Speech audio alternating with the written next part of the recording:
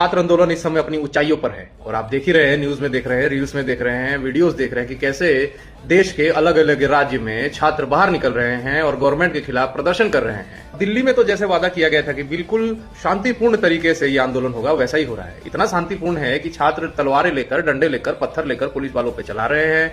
Public property को अपनी private property समझ के उनकी तोड़ फोड़ कर रहे हैं और आगे बढ़ रहे हैं। यहाँ तक कि गवर्नमेंट और पुलिस और प्रशासन की परमिशन ना होने के बाद भी वो जबरदस्ती और जबरन आगे बढ़ रहे हैं। और पुलिसकर्मी भी इसका बिल्कुल शांतिपूर्ण तरीके से इलाज कर रहे हैं या जवाब दे रहे हैं, क्योंकि वो भी डंडे, लाठियां, आंसू के गैस के गोले चला रहे हैं, छात्रों की पिटाई कर रहे हैं बुरी तरीके से, उन्हें उठा उठा के फेंक रहे हैं, यहां तक कि उनके ग्रुप में पकड़ के उन्हें बुरी तरीके से पीटा जा रहा है।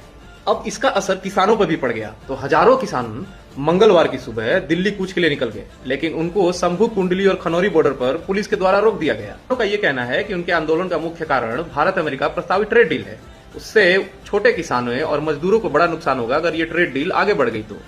अब इसमें उनका ये कहना है कि जब सस्ते विदेशी कृषि उत्पाद और बीज विदेशी आएंगे और सस्ते आएंगे तो इससे हमारे देश के किसानों और मजदूरों की आय कम हो जाए। लेकिन फिर इस आंदोलन को लेकर एक बहुत बड़ी खबर आई। किसान के नेता सरवन सिंह पंधेर ने ये कहा कि इस आंदोलन को हम रोक रहे हैं क्योंकि हमारा ज्ञापन हरियाणा के कृषि मंत्री ने स्वीकार कर लिया है और उन्हें भरोसा दिलाया है कि हमारे केंद्र कृषि मंत्री शिवराज सिंह चौहान के साथ बहुत जल्दी उनकी मुलाकात होगी या उनके साथ मीटिंग फिक्स करा दी जाएगी। पंधेर का यह भी कहना है कि मुख्यमंत्री के सलाह के बाद या उनसे बात होने के बाद अधिकारियां जो हैं वो किसान नेताओं जैसे गुरनाम सिंह चडुन्नी और बीएमसी को रिहा करने पर भी सहमत हो गए हैं। अब इसका राजनीतिक पहलू समझिए कि आने वाले समय में पंजाब और उत्तर प्रदेश में इलेक्शंस होने वाले हैं। पंजाब को कृषि प्रधान प्रदेश कहा जाता है या किसान प्रधान प्रदेश कहा जाता है, वहीं उत्तर प्रदेश में सबसे ज्यादा छात्र हैं जो कि तैयारी करते हैं, गवर्नमेंट एग्जाम की तैयारी करते हैं। और हमारे देश के प्रधानमंत्री की इन मामलों में चुप्पी और बेरुखी ने उनके विरोधियों को बहुत अच्छा मौका दे दिया है। इसका फायदा राहुल गांधी आखिर कैसे नहीं उठाते? पहले तो उन्होंने प्रदर्शन में हिस्सा लिया, जब प्रदर्शन में हिस्सा लिया तो धर्मेंद्र प्रधान की इस्तीफे की मांग की। उनके इस्तीफे के मांग के बाद वो धीरे से अपने टॉपिक को होम मिनिस्टर अमित शाह तक लेके, और जब अमित शाह का इस्तीफा मांगने पे उनकी बात आई तो आगे चलकर उन्होंने नरेंद्र मोदी जो कि हमारे प्रधानमंत्री हैं उनकी इस्तीफे की मांग कर दी।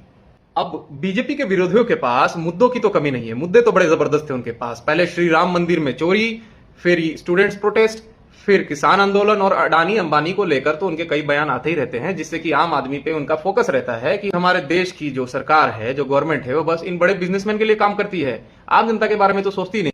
गर्मा गर्म मुद्दों का कांग्रेस और अन्य पार्टियों के पास एक फुलटॉस है, तो क्या ये पार्टियां मिलकर इस फुलटॉस को बाउंड्री के बाहर पहुंचाएंगी या क्लीन बोल्ड हो जाएंगी?